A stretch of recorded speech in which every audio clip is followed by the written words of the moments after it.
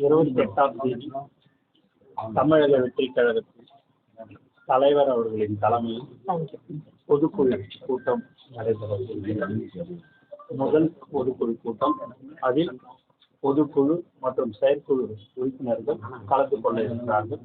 மிக பிரம்மாண்டமாக இந்த பொதுக்குழு கூட்டம் நடைபெற இருக்கிறது என்பதை இந்த நேரத்தில் நான் எத்தனை பேர் மொத்தம் அது வந்து உங்களுக்கு ப்ரெஸ் ரிலீஸ் எவ்வளவு பேர் என்னன்றதெல்லாம் உங்களுக்கு ப்ரெஸ் ரிலீஸாகவே தனியாகவே கொடுத்துட்றேன். பட் பொதுக்குழு செயற்குழு உறுப்பினர்கள் கண்டிப்பாக சிறப்பு அழைப்பாளர்கள் மாதிரி இல்லை. இது வந்து பொதுக்குழு சிறப்பு இதுன்றதெல்லாம் இல்லை. பொதுக்குழு அண்டு செயற்குழு உறுப்பினர்கள் மட்டும் கலந்து கொள்ள இருக்கிறார்கள் என்பது. அடுத்த வருஷம் தேர்தலுக்கு முன்னாடி நீங்க நடத்தக்கூடிய உங்க கட்சியோட முதல் பொதுக்குழுவாகவும் அதை பார்க்கலாம்.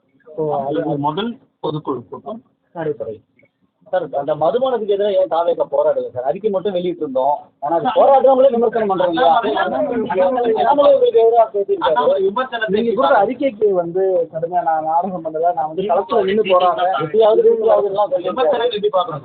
எவ்வளோ ஒன்றாலும் சொல்லட்டும்.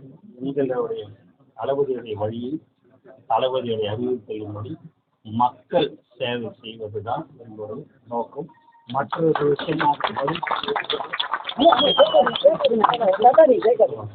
தமிழக சட்டம் ஒழுங்கு நடந்திருக்கு.